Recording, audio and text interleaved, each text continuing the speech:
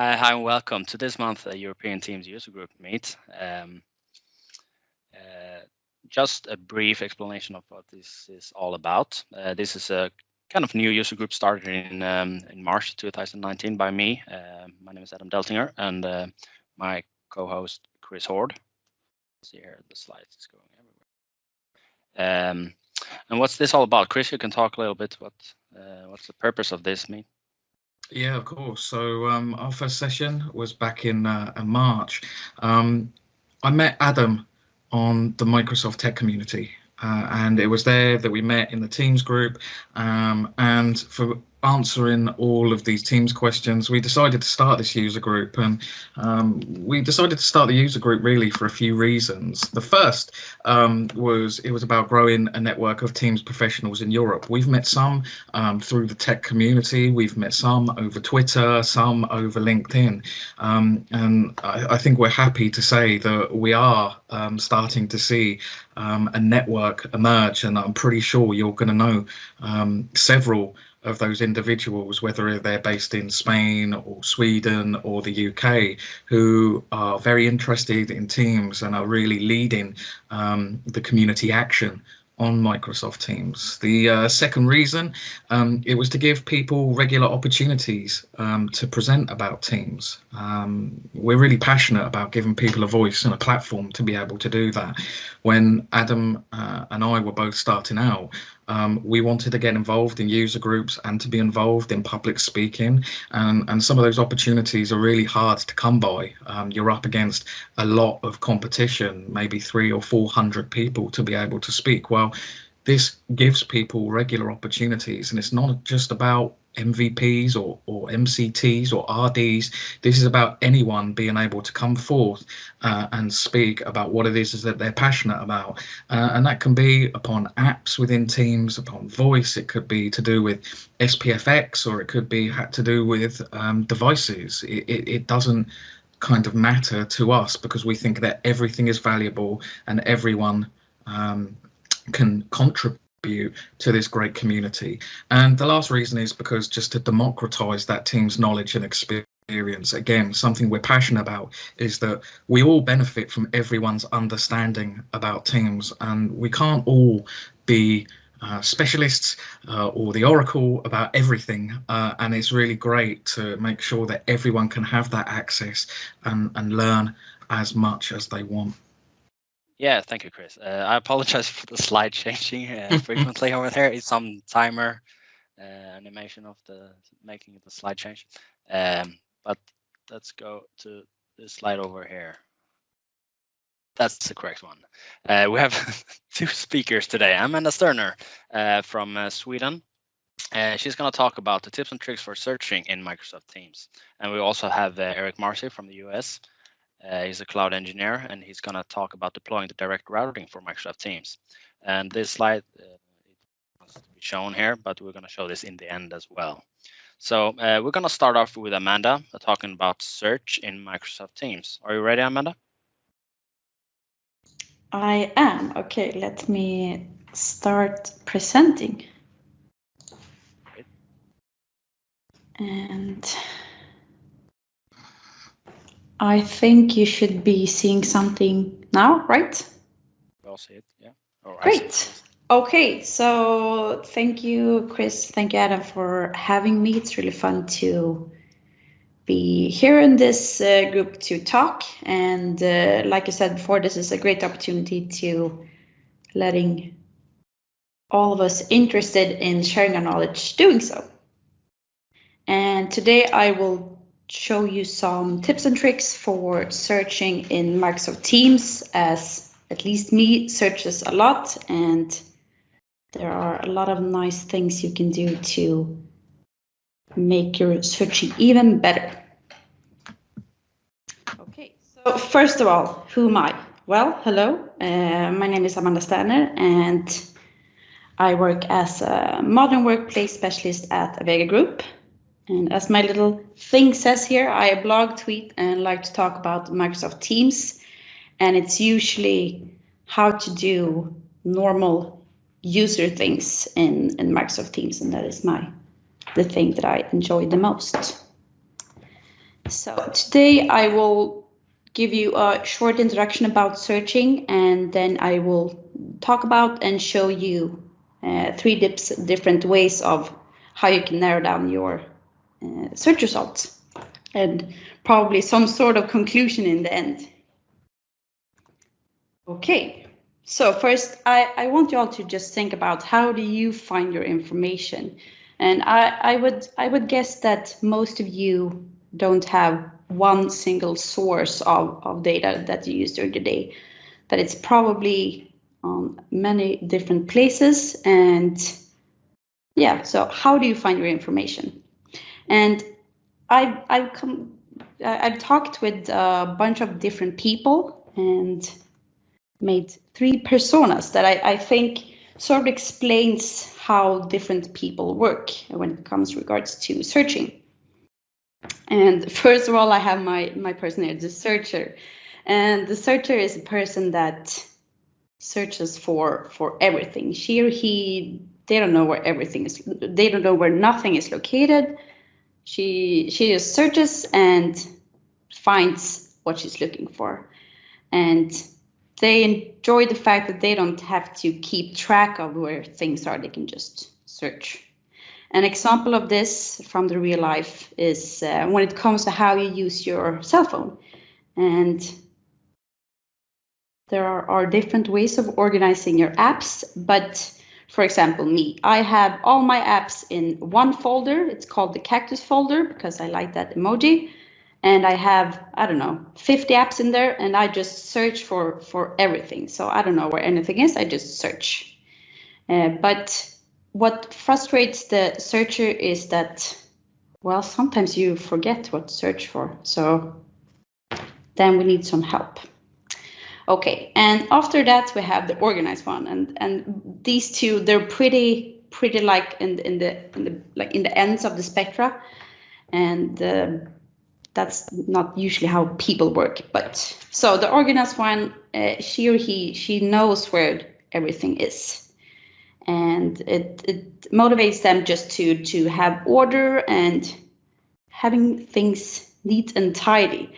Looking at the mobile example again, I've noticed that there are a lot of people that organize their apps through color. And I find that weird, but then I'm not organized in that way. So for example, we're looking for the Microsoft Teams app, and then you have either a blue folder or a purple folder, dependent on what color you think it is. I will put it in the purple one. But okay, what frustrates the organized one? Well, sometimes you put things in a place that's too smart, so you don't really remember because you were too smart when you put it there. And then the last one, the mixer, I call this persona, and I would say that this is probably most of us, because it's seldom people do everything exactly the same way. So this person mixes a little bit. For example, me, I have my folders organized really neatly in OneDrive and in my Outlook, but on my mobile, I just searches. So they do what fits them, and that feels nice. But of course, she or he also gets frustrated when they can't find what they're looking for. So, okay, what do they have in common? Of course, they want to find their files that they're working on or the messages. And so let's move on. So how to find what you are looking for in Microsoft Teams. And before I show you these different examples, some of them are easier and some of them are harder, but what I think is important is just showing the people we're working with or the people we're training or in our projects just what different tools there are available, because usually there's a lot more you can do, and these are really easy tips just to help people make their searching easier.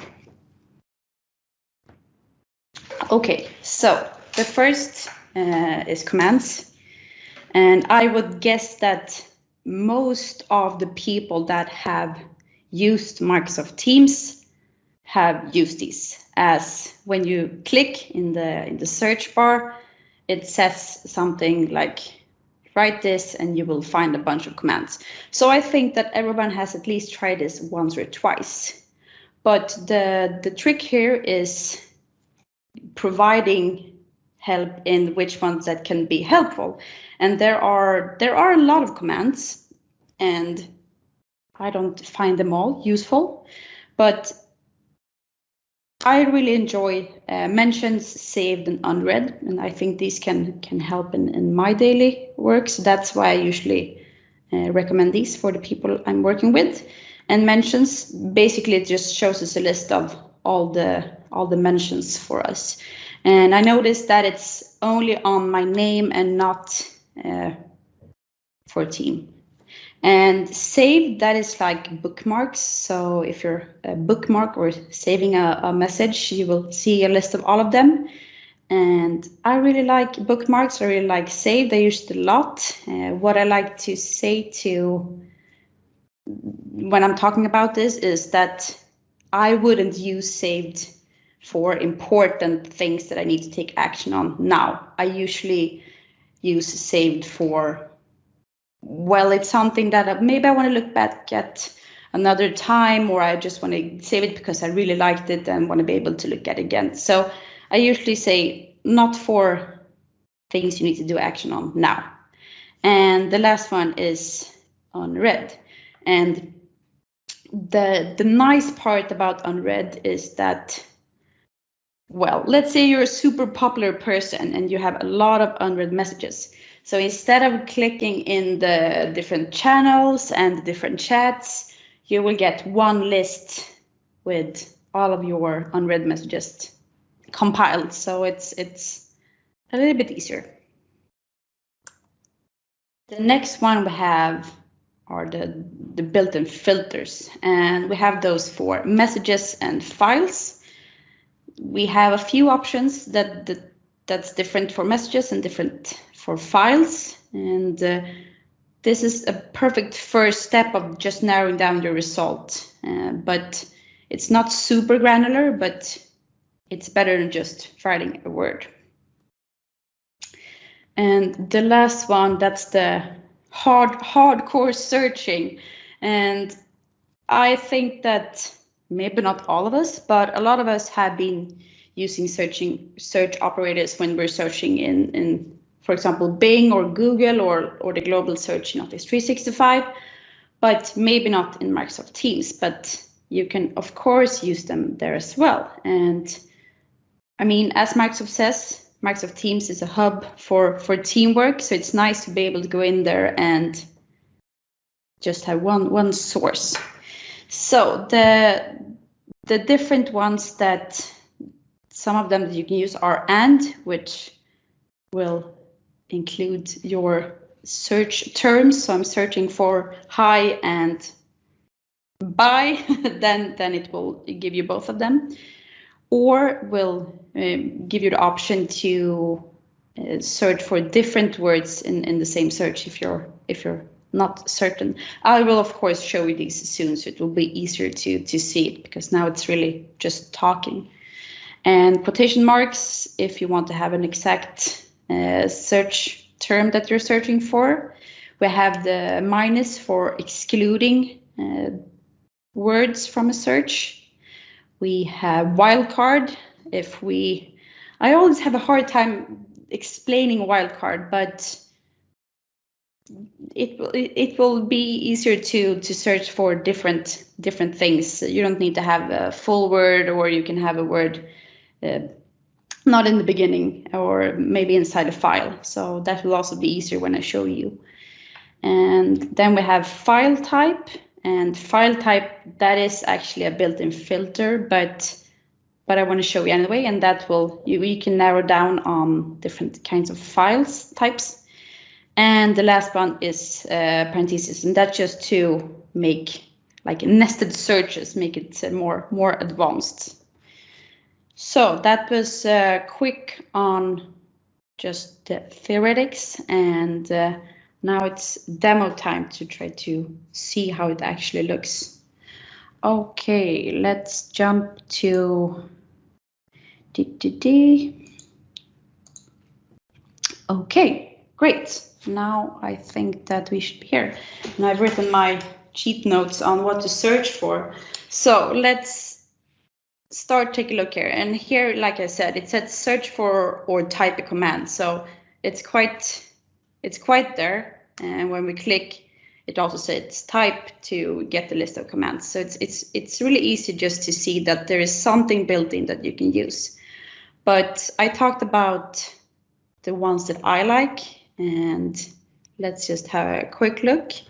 So, and here we have, like I said, a long list, and it can be quite hard for someone that's new to Microsoft Teams to know what to use. So I will be clicking mentions. And here we have all my mentions. And as you can see, this is my tenant and I'm the user. So not a lot of people are mentioning me except myself in another account. But when you're in your own tenant, there will be a lot of more mentions. And I noticed that this only picks up mentions for your name and not for a team. Okay, and then I talked about saved. So let's open that one. And here you will see some messages that I have saved. For example, here's this super important GIF from Harry Potter, which I felt that I need to save this for the future. And I really like saved, and if you haven't tried it, I can recommend it. Or, I mean, it depends on how you usually work, but I think it's really nifty.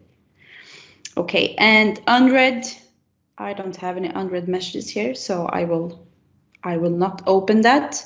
But what I can tell you is that to show unread messages from a team channel, you have to have the notifications on for that channel. Otherwise, it won't appear here. Okay, so let's move over to some built-in filters. And I think I'm going to search for document. And so when we search for something, this is what we will have. We will have the messages, people, and files. And people, well, there's not a lot you can do there, but for messages and files, there are a few more things you can do. So let's jump over to files. And here you have many nice documents from different places in my tenant. And clicking the funnel, we will have the option to decide if it should be for a team or if it should be a specific file type or if it should be modified by someone. So quite easy things, but it can still narrow it down and make it easier to find what we want to look for. And something I can just quickly mention here is that I really enjoy the fact that it says here where the file is located, because that makes it easy for me to understand a little bit more about the file. Okay, and let's jump over to messages and let's see if we can find some nice messages. Okay.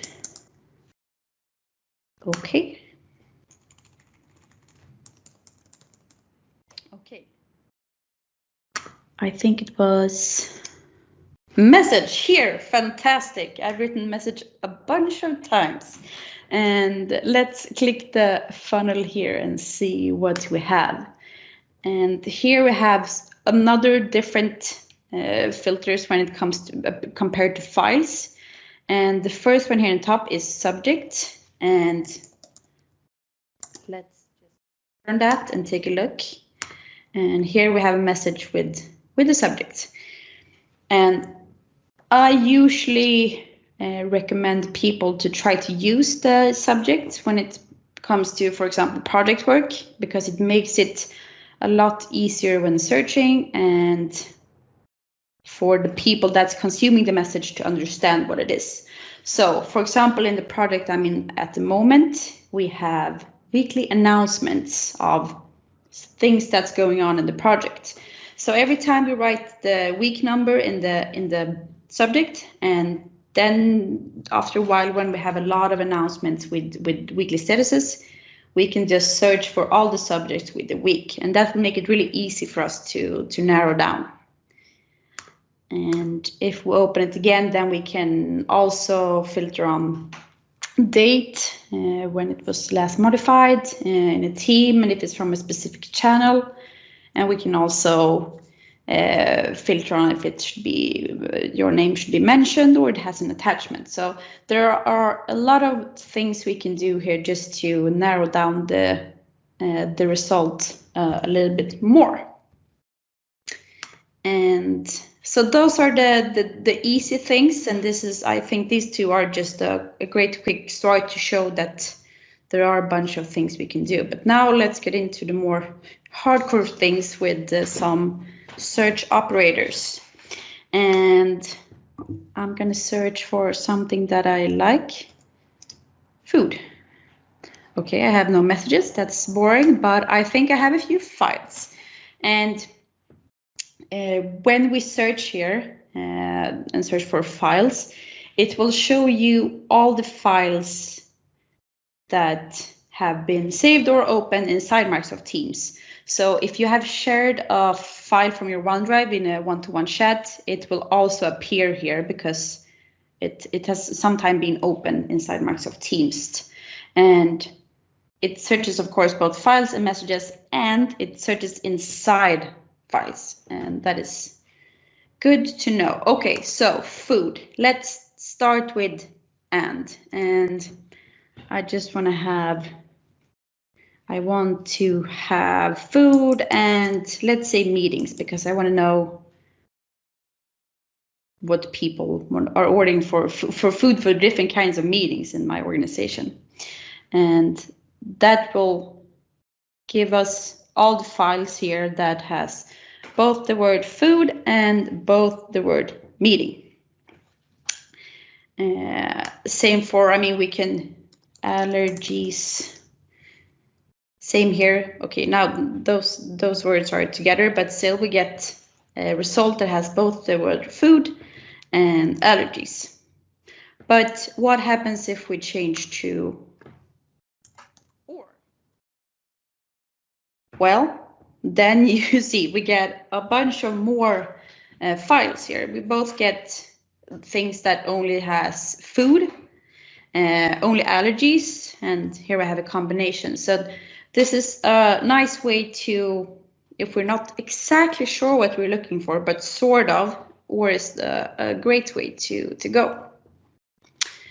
Okay, so let's see what more we should take a look at. Okay, let's try to exclude some results, and I'm going to continue with food. And let's try to have food, but we don't care about meetings. And that will then give us the list of everything that has the food, but not in regards to meetings. So if we're really certain that we don't want to get a specific kind of result, then we can easily remove it. Okay, what more do we have? Well, I wanna show you the wildcard, and I have an image that will be an example for that. So let's just first find my image, and I think it's called star. Okay, here it is. So we have my image, it's stars and telescope, and star will give you that file. Let's try to search for telescope, and as you can see, we can still get it because it's a whole word. But what happens if we just write tele for some reason? Then we can't find it. So here, if we add the wildcard, we will get the word telescope. And I guess you probably want to search for a half word, but so if we try for our star again, and wildcard, we will see that we get both our picture, and here we get this other word, food restrictions. Okay, what is that? And if I open it, I'm going to see if it will load today. It's been a little bit slow. Yeah, we have a file that includes the word start here. So I think that wildcard is great to just widen the result, but of course it's not necessary every time. Okay, let's close and just have a look at file type. And I told you that here in the funnel, we can decide on different file types, but when we do the file type search operator, let's see, file type, we can actually decide more specific. So I just one option there was images, but I only want my JPEGs. Let's see what I get. Okay, not super fun, but we only get the JPEGs. And searching for docs. Let's see. Yeah, okay, a lot of files. I'm not sure if you would ever search for all the Word documents in a tenant, but you can if you want to. Okay, so what more? I mean, this isn't really what we want. So let's make a little bit. Let's see if I can get it back. My presenting is hiding. Go away.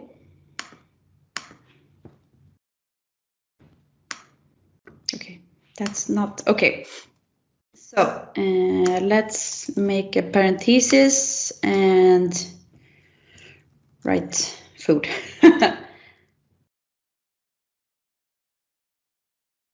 And it's searching. Come on. Okay, so here we have one file. That's not super fun. I want more. Okay, so let's say file type or file type from Excel.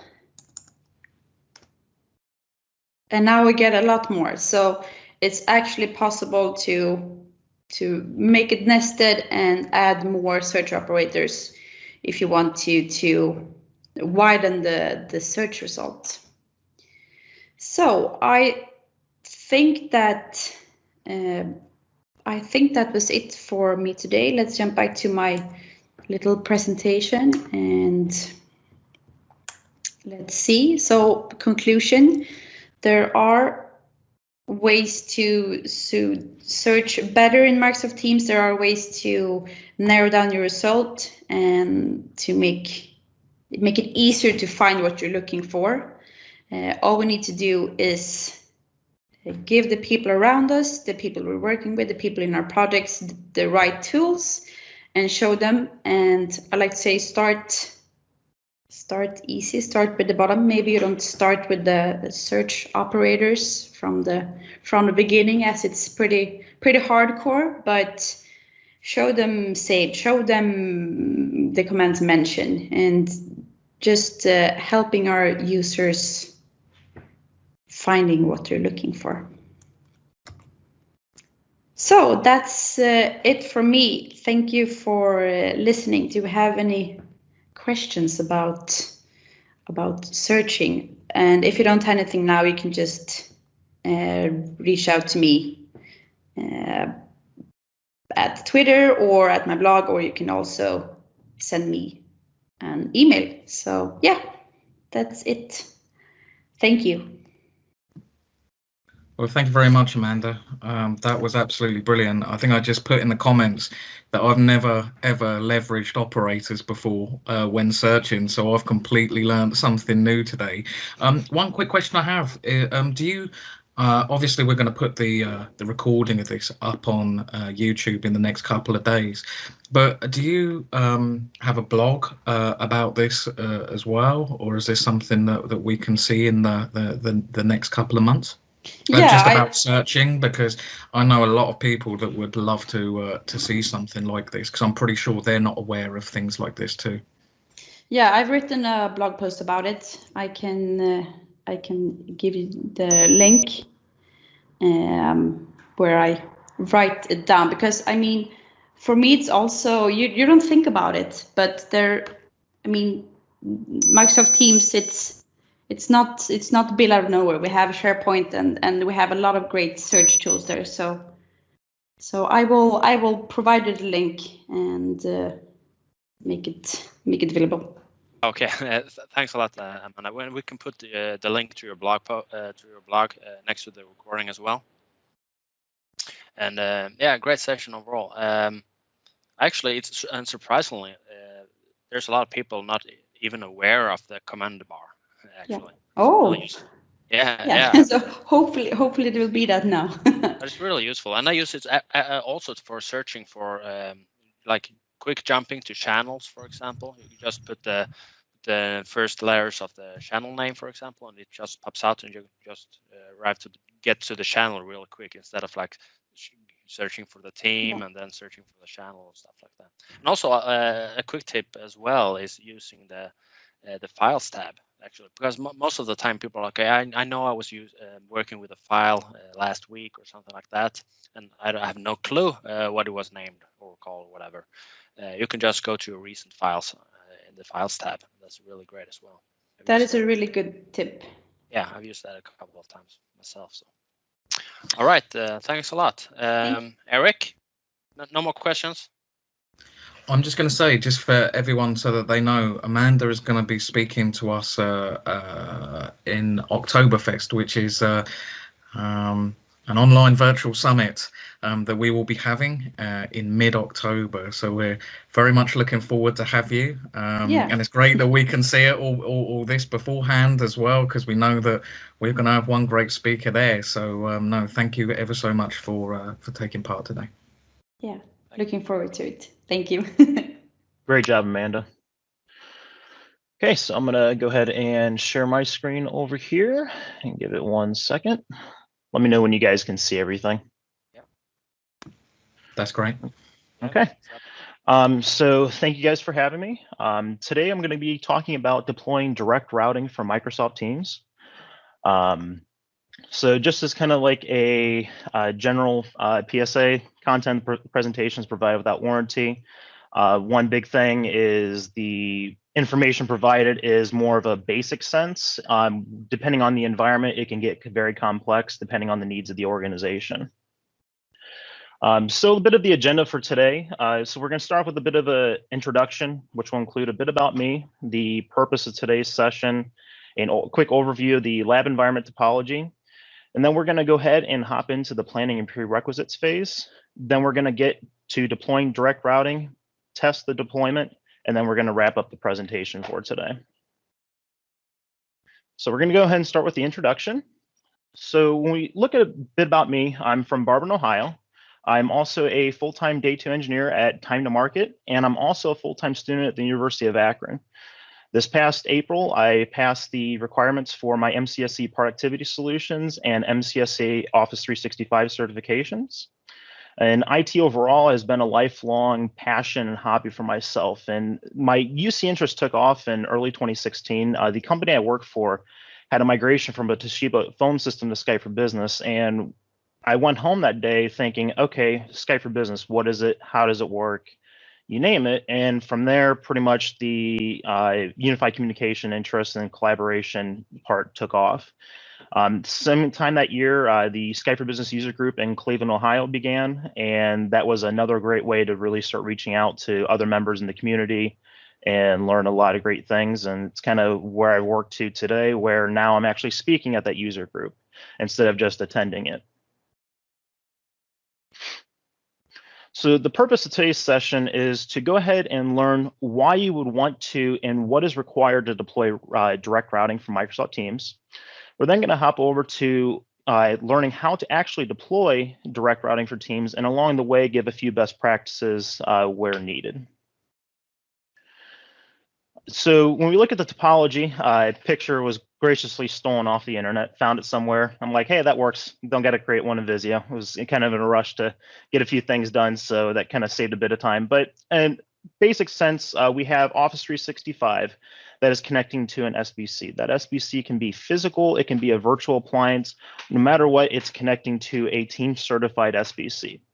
That SBC can now connect to another SIP provider or any other way of connecting to PSTN or another third-party PBX. And that is what gives that a gateway from Office 365 to get to the on-prem SIP trunk or other PSTN solution. So we're going to begin going in with the planning and prerequisites phase. So you need to really start off looking at why should you care about direct routing. So one of the big reasons you want to care about direct routing is that there is interop with third-party systems. So with direct routing, it allows you to migrate users in groups from one phone system to another and provides interop between them. So it allows you to retain extension dialing or anything that you still have in maybe an on-prem Avaya phone system or some other third-party PBX. What's nice with that is that you don't have to just fully move all those users at the same time and worry about, okay, this person's not going to be able to call this person. If it's set up correctly, you'd be able to continue calling people between those two systems without any issues. Another reason why you might want to care about direct routing is if you want to leverage an existing contract with a service provider. So if you have Spectrum or some other provider bringing a SIP trunk into your local facility, and let's just say you signed a 3 to 5 year contract on that SIP trunk, you're not going to want to have to continue paying for that SIP trunk and also paying, for something in Office 365, such as the phone, one of the calling plans. So what this allows you to do is allows you to leverage that existing phone contract and keeping that SIP trunk active without having to migrate phone numbers between providers or anything else. Now, when you start looking at like a single DID for every user, in Office 365, this can get very costly per user. For domestic calls, it's $12 a user a month. And if you start looking at domestic international, it's $24 a user a month.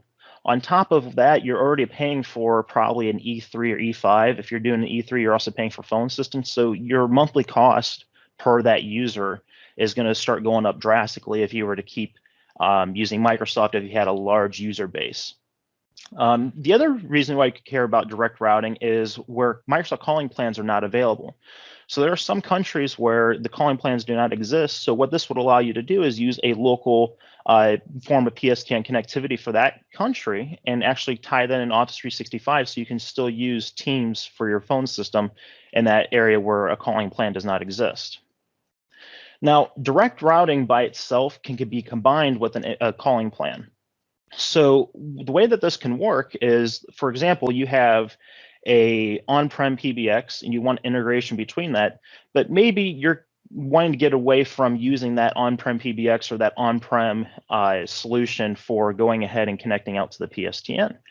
What you can do is you can set up direct routing to communicate with those other extensions, but then use the calling plan in Office 365 as your actual way to reach anybody else outside the organization. You can also have it where the calling plan is only used just for international calls and you're using your local PSTN connectivity just for domestic calls. Now, when you look at direct routing for Microsoft Teams, it has a much lower footprint compared to Skype for Business. So before with Skype for Business, and if you wanted to have any type of like a hybrid where you had on-prem PSTN being tied into Microsoft Teams, you had to have a Cloud Connector Edition deployment built, which was, I believe, 3 or 4 servers, I believe 4 actually total, to connect that SBC into Office 365. That's no longer needed. You just need that Teams certified SBC in the perimeter network. So another thing that I've seen is that a lot of organizations are deploying a software-based SBC in Azure to eliminate any need for any type of on-prem infrastructure. A great example of this is AnyNote SBC. We've also got things from Ribbon. We've got virtual SBCs from Audio Codes, and these are also all available within Azure at the Azure Marketplace as a template. So that's why you might have a reason to deploy direct routing, but why might not I want to deploy direct routing? So if the organization is wanting to move towards a cloud-focused organization, they're not going to want to have to manage any type of infrastructure because SBCs do require maintenance. You've got updates, you've got SSL certificate replacement, and you might also have to have an internal employee or a third-party partner for actually doing those configuration changes and management if you're changing SIP providers or anything else. Another thing that is more of like a personal opinion is if you're a small business, you have less than 25 employees, it might not make sense for you to do direct routing when you start considering cost of the infrastructure, when you start considering the cost of everything else. It might just be easier to retain that $12 user a month Microsoft calling plan. Another reason not to deploy direct routing is that it's not in Microsoft's control if anything were to happen with your on-prem environment. So it's an extra layer for failure outside of Microsoft.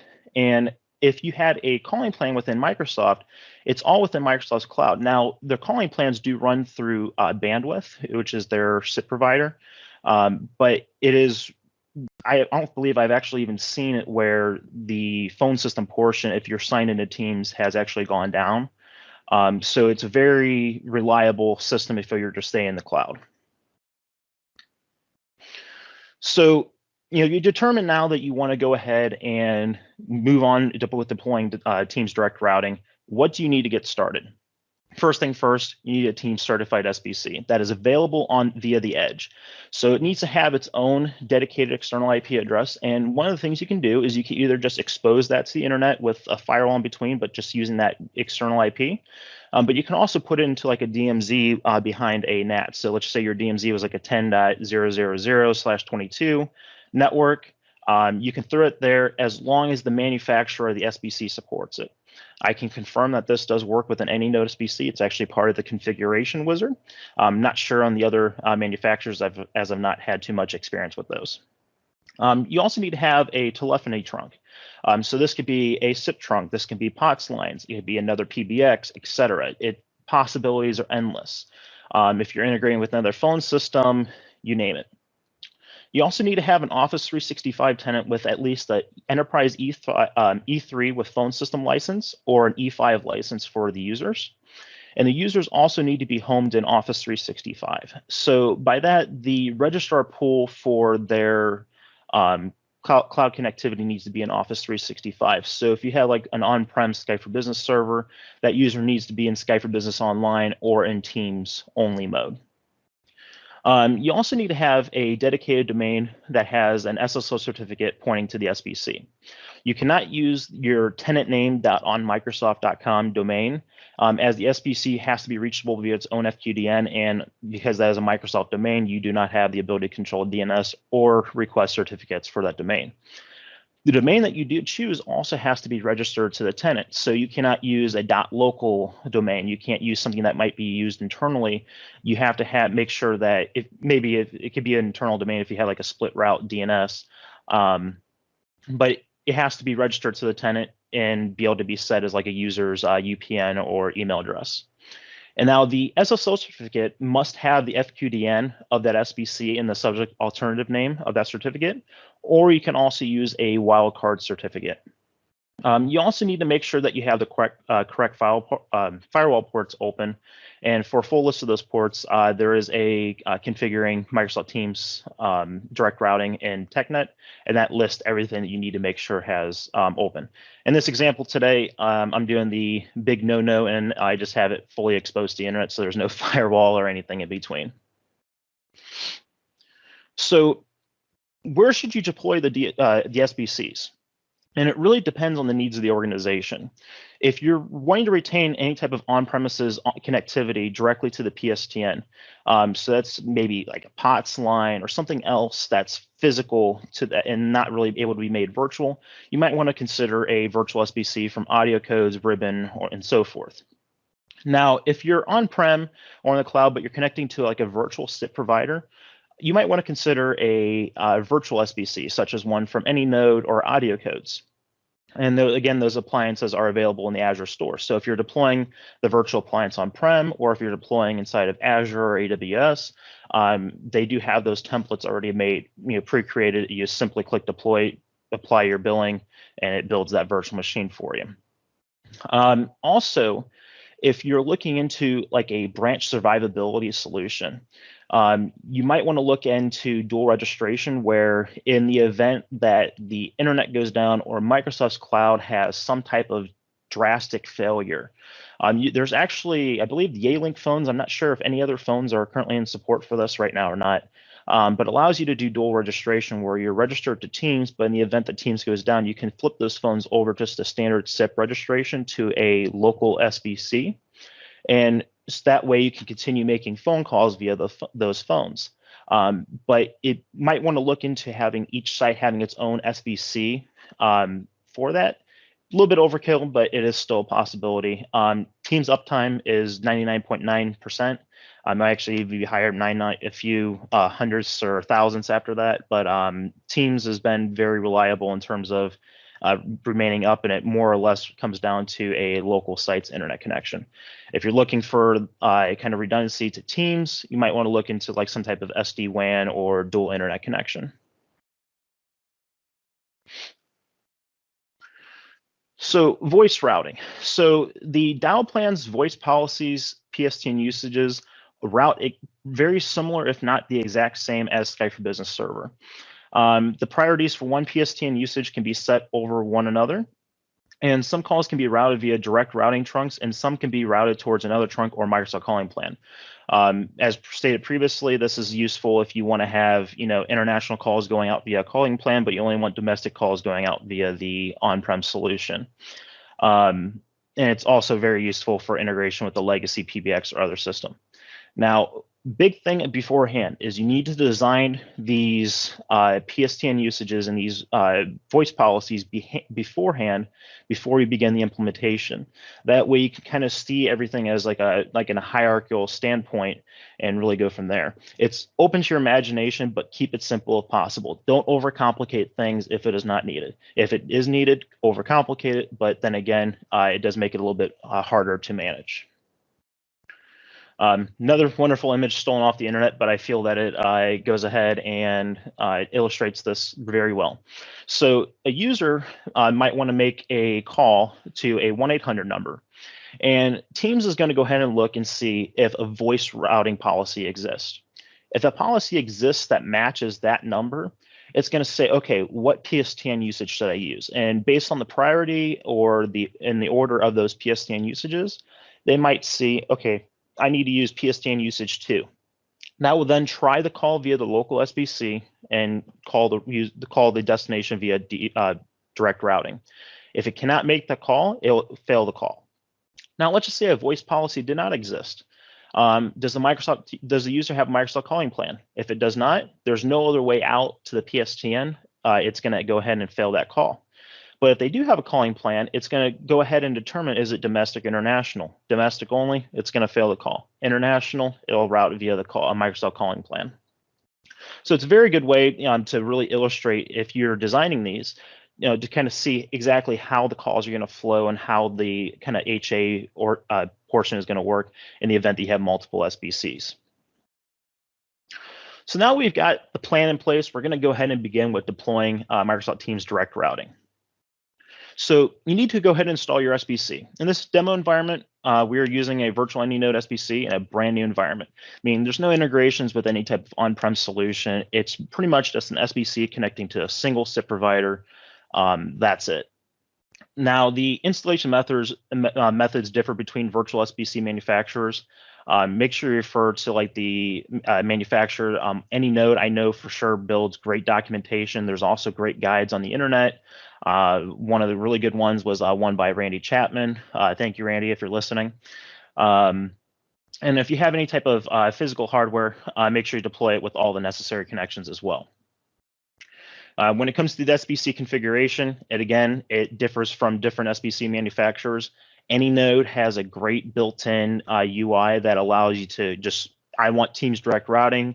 You set your certificate, you set up the connection to your SIP provider, it's done. It is very simple, and Teams direct routing within the SBC can be configured in less than 10 minutes. Make sure you follow all the steps instructed, and again, with physical hardware, make sure you deploy all the necessary connections. So now your SBC is configured. What now? So now that the SBC is configured with all the necessary requirements, it's got the SSL certificate, it's got a connection to the PSTN, it has all necessary firewall and DNS configurations, we can begin the process of pairing that SBC to Microsoft 365. We need to first connect to Skype for Business Online via PowerShell, and the ability to do this the ability to do it does not exist in the Teams Admin Center yet. It would be nice if they had like a little add, local SBC, and you could just type in the FQDN and set all the same options via PowerShell. But then again, PowerShell is also very simple for this. It's not overly complex. So the first thing we need to do is connect to Skype for Business Online. So there are two things you need to install first on your machine if you've never done this before. You need to install the Microsoft Online Services Sign-In Assistant and also install the Skype for Business Online PowerShell module. There's two bit.ly links there. I did go find that the L's and capital I's are very difficult, so make sure you kind of just grab a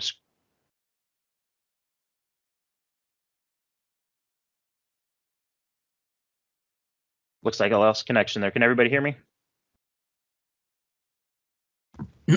Yeah, you're all good. now. Okay, my apologies.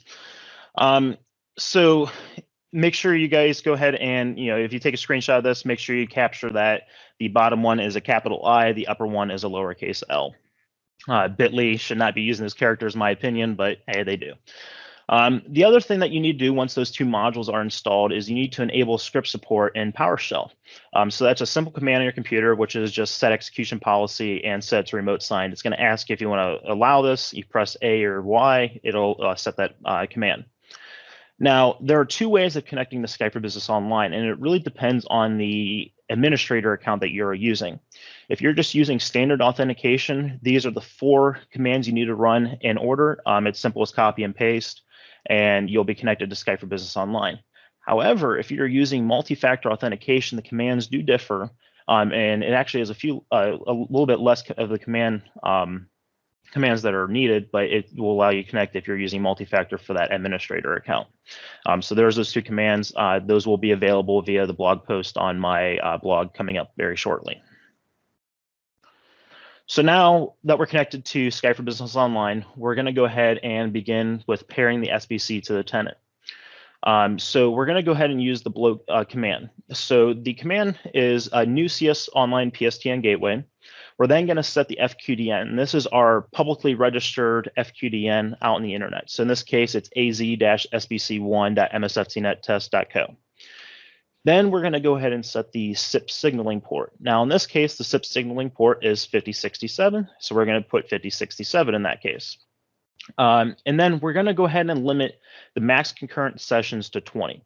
Now, depending on the license on your SBC, you can limit it based off that license, or if you wanted to go less and let's say you had 2 SBCs, you could say one has 10, one has 10. It will kind of, in a way, not necessarily load balance it, but it will pretty much prevent each SBC from being overloaded. The other thing is that Microsoft highly recommends you set this maximum call limit. It is not a requirement, but it is recommended that you do so. Because in the event of some type of fraudulent activity, if they can make 1,000 calls a second to your SBC, you're going to be in a world of hurt. And then also there is a option here we can set media bypass to true. If the SBC supports media bypass, I highly recommend enabling this. And in this case, the AnyNode SBC does support media bypass very well. So we're going to add that. And as soon as we set that command line, you'll see there in the screenshot below, we'll have everything popping back saying that everything is set, good to go. At this point, that SBC will show inside of the Office 365 Admin Center, actually more specifically the Teams Admin Center. But don't be alarmed if there's any type of error or warning showing. This is just because there has not been any type of registered call across the trunk in the last 24 hours. Since it's new truck, nothing has existed or been created yet. Now inside the AnyNode SBC, under the monitoring dashboard, you should see green next to your SIP provider, a green OK next to your SIP provider, and a green OK next to Microsoft Teams Direct Routing. If you do not, double click where it says Microsoft Teams Direct Routing and see if and really see what's causing the connection issues. If everything is configured right, you should see it all green.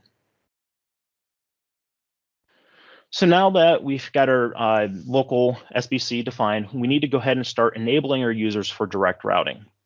So what we're going to go ahead and do, and if you want to find out if a user is homed in Skype for Business Online, there's a command that we can run here, which is get CS Online user and the identity of that user, and then it'll filter that out to only the registrar pool, and it'll show you if you see that SIP fed, I forgot the rest of it, that link online and all the other parts of that DNS name, you are in Skype for Business Online, which is where you want that user to be. So after we made sure that that user is set in Skype for Business Online, we're going to go ahead and configure that user's phone number, enable enterprise voice, and also configure a voicemail for that user. So this is cloud voicemail. This is all cloud-based. This is not using any type of Exchange, or anything else. So the command that we're going to use is set CS user, the identity of the user. You can either just do like the user's name. So you could just do, in this case, team space user 1, or you could just do the full UPN of that user. In this case, I did use the full UPN of that user. And then we're going to set the on-prem line URI, which is actually the telephone number for that user. So in this case, it's 330-576-8160 and 8161 for test user 2. And after we go ahead and do that, we're also going to add enterprise voice enabled to true and hosted voicemail to true, and that enables all those settings for those user. If everything goes well, you should not, you'll just go to the next line within PowerShell, and you should not see anything else within PowerShell. That means that everything was set successfully. So now we're going to begin the portion of configuring voice routing. So it can be done many ways depending on the needs of the organization. And there is a link here that refers back to that Microsoft 10 article to really determine the needs and how you want to build this for your organization. So this kind of goes back to that planning phase. So make sure you look at the requirements that were determined during that planning phase. So a basic configuration in this example with a single PSTN usage will be used in the lab. And so we're going to begin by configuring the PSTN usage. So we're going to do a set CS Online PSTN usage, and we're going to set the identity to global, and the usage we're going to add, and in this case, we're just going to call it US. You can call this anything you want. This is more or less for you to identify what that PSTN usage is. Then we're going to build a route. So now the routes are what determines if the call should use that PSTN usage or not. In this case, we're just going to keep all numbers and send that over to our SBC. So we're going to just create a new CS Online voice route with an identity. In this case, I did OH1-1 for Ohio 1-1 as it's the first voice route within this PSTN usage. And the number pattern, depending on your environment, you might have to develop a number pattern that matches your environment. So have fun with regex. You also have the online PSTN gateway list, and this is where you're going to set that voice route goes to that local SBC. If you're creating multiple voice routes within this one PSTN usage, you can actually go ahead and say, you can run this command again and say, I want online PSTN gateway, set it to SBC2 with a priority 2. So that way, if the SBC1 is offline, it will automatically go down to the secondary priority. And then we're going to set it to use the online PSTN usage and then the name defined that we set during configuring that PSTN usage in the beginning. Here in the screenshot below, you can see those two commands, and you'll see that you'll get a pop back as soon as you run that new CS Online voice route, and I'll show you to make sure everything's configured correctly. And so we're going to go ahead, and I actually believe that there was a slide that got cut off here. Oh, wonderful. That is not good. Well, that's first for me. Let me see if I have it over here on my other machine. Give me 1 second, please. I guess we'll just kind of continue on. I'll just do it a little bit verbally. So now that we've built that route, we then need to go ahead and create a user policy. And so there is commandlet. It is all available at that bit.ly link there at the top of the screen. If you do click on that, there's very similar steps will be provided. And we're going to pretty much, since we can't apply this PSTN usage directly to a user, we have to create a policy a voice policy that we can apply to that user. So we're going to create a voice policy for that user, apply it to that user. Now, when you come to the applying stage of actually setting that policy on that user, you might get an error that pops up and says that this policy is not a PSTN usage. And one of the things that I actually found when doing this is it took 35 minutes to 40 minutes of getting this error each time I ran that command of actually assigning that voice policy to these users. And what kept on happening is actually looking into it a little bit is that it's just due to the replication with Office 365. I was scratching my head for a bit because it was saying that the newly created voice policy was not a user policy when I just created it as a voice policy. But this is pretty much kind of what Teams, the replication in the backend does. So after about 35, 40 minutes yesterday playing around with this, I did eventually get those commandlets to run. Now, as soon as you apply that voice policy to those users, the Teams client is going to immediately change. Inside of Teams, you're going to see the dial pad actually pop up. So the dial pad will eventually show for that user, and now the user will be able to begin making calls on the PSTN.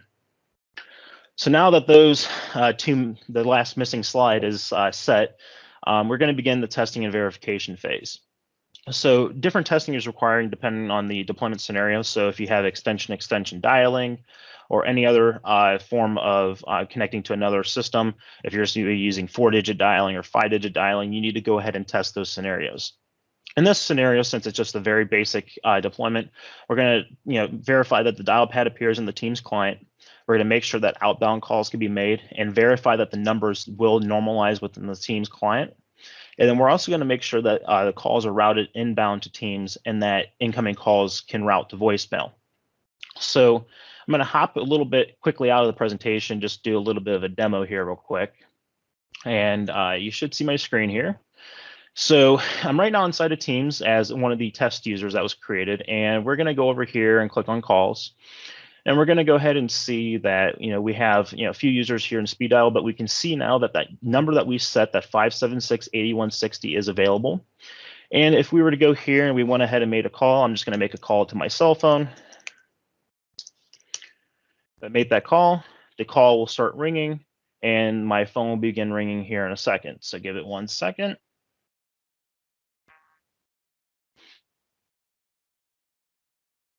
And so now I'm in the call with this user on this phone. Now, when we look into going ahead and actually seeing what this looks like in the back end, we're going to go ahead and look at the SBC here. So we're going to go ahead and log into our AnyNode SBC and give it a second here.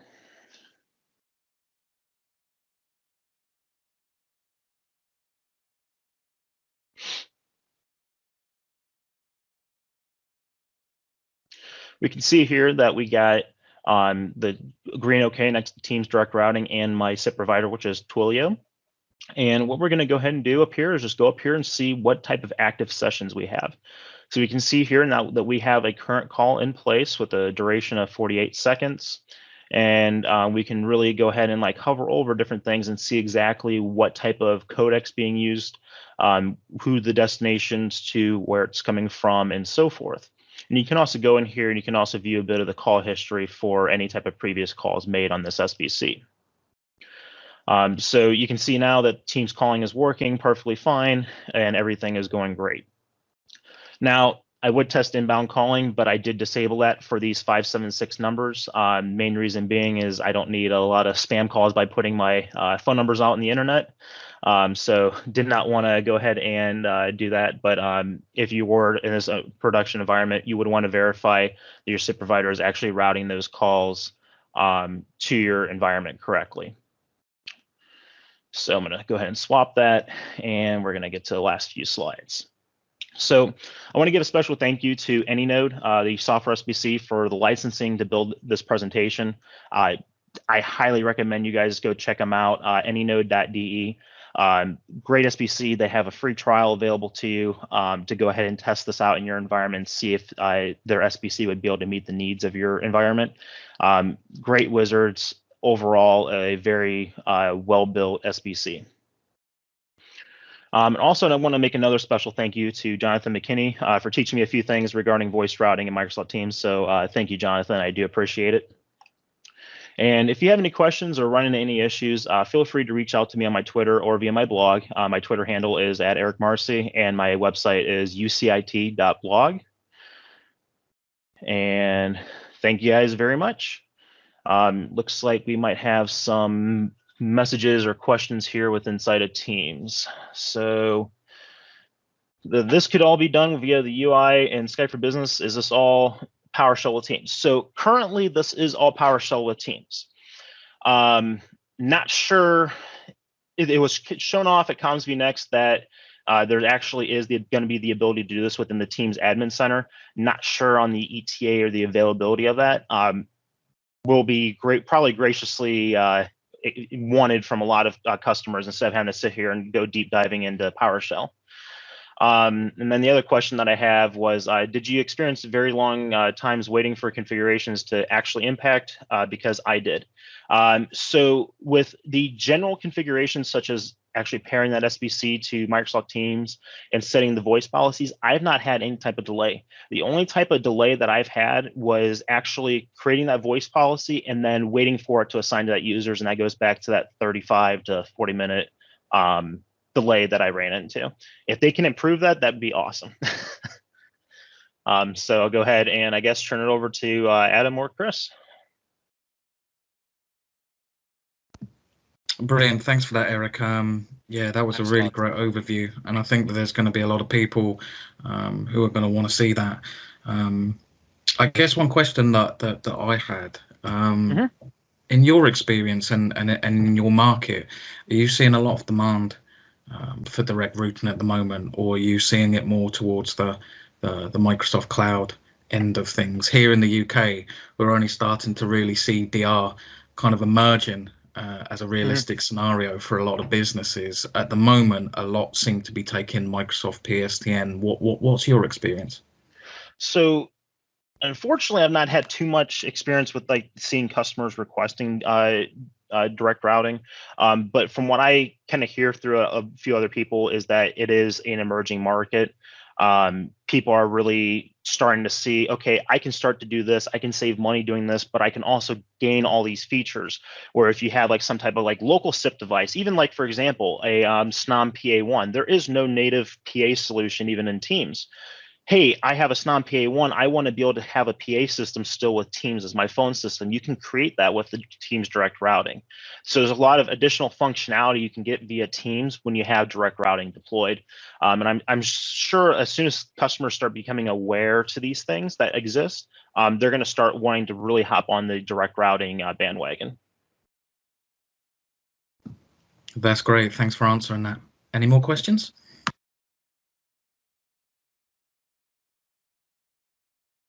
Doesn't seem to be more question right now, but as Eric said, you just reach out to him on Twitter or to us and we just forward him to him. We'll also put the information to reach out to Eric in the next to the recording as well. Yeah.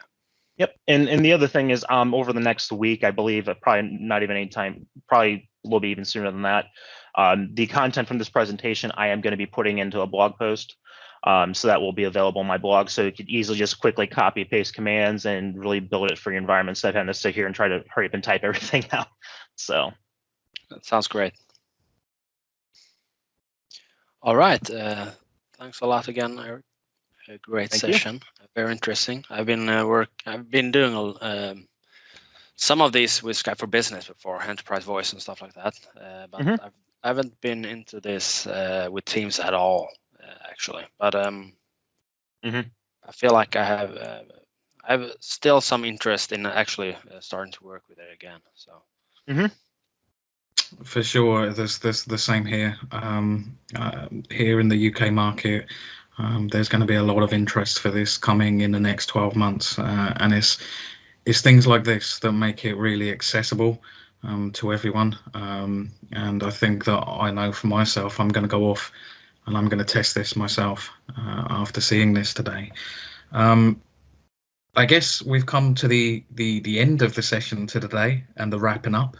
I just want to say thank you to both speakers, to both Amanda and Eric. I mean, these are Really great presentations, and they're both a first for this user group as well, because we've never had any discussion of search before. We've never had any discussion on direct routing, and that's the fantastic thing. I mean, this isn't just the first or second user group session. We're now 7 or 8 down the line, and we're still coming up with new and fresh subjects. So again, just to repeat what we said in the beginning, if there is anyone that would like to speak at future events, just get into contact with Adam or myself, and it can be on any subject out there. Now, about the next one coming up, September, Adam and I have actually decided to not run with the user group session next month, because in October we have Oktoberfest. So for everyone on the call, Oktoberfest is a virtual summit for the European Teams user group. We have, I think it's somewhere around 23 speakers.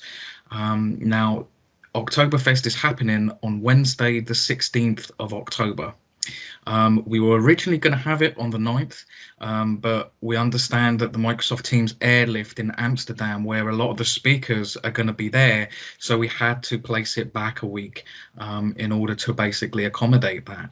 So that is going to be one whole day of virtual sessions talking on all areas of the team. So we hope to see you there. In addition, I want to make sure that everyone is notified more about these user group sessions as we grow, as we begin to see more people. So Adam and I are going to take that offline and work on that. We are thinking about something like a mailing list or a meetup page, or somewhere where we can make it more accessible and more planning. We put it out on Twitter, and I know Adam does a brilliant job of that. But as we see more numbers coming to these sessions, then we want to make it a little bit more programmatic. Adam, is there anything from you to kind of cap today's session? No, I think it was great. And as Chris also said, I mean, we're still looking for speakers from November forward, and because we're gonna continue the monthly meetups after Oktoberfest as well, of course. And yeah, we got a lot of work to do in front of Oktoberfest. So be sure to get that date in your schedule. As I said, in October the 16th. And if there's any questions or anything, just reach out to us. Yeah, and I'll also start working on the recording as soon as possible, so you'll see it, and I'll post it up on Twitter as well when it's up. So go in and watch it again and retweet. Also as well, Amanda, Adam and I were talking before the session today. We are all off to Microsoft Ignite, which is happening in the first week of November. So if anyone here is going to Ignite, we're thinking of organising a little Microsoft Teams meetup, which it'll be great for a bit of social, to talk about Teams and to talk about kind of where you want to go and what you want to do with over the course of the next year. So we'll keep you notified about that too, because you're most welcome to join us. All right. And then Chris, actually, while in the meantime of this, I did find that slide. You did. It was hidden under a tab somehow or another. Oh. I don't know how. So I'll put that information in the blog post for everybody, just so you guys have that. It has a few screenshots along the way and kind of that error that I ran into, that you just kind of have to, go grab a cup of coffee, go do something else, and come back and finish assigning to users. You could also send it to me, and I'll make sure to put it in the recording. Okay. Like an image in between. So just send it to me as well. So I'll fix it in the recording at least. Excellent. Thank you very much, sir. Yeah. Brilliant. Thanks, Amanda and Eric. Yep. Thank you guys for having us. Thank you very much. Okay. Thank you all again, and keep an eye out for Oktoberfest. We will be making lots of announcements over the course of the next month, and we will also inform you and direct to the pages where all the speakers and their bios and what they will be speaking on. It will be exactly like this over the course of a Wednesday. We hope to see you there on October the 16th. Yeah. All right. Bye, everyone. Thank you, everyone. Bye, everyone. Bye. Bye. Take care. Bye-bye.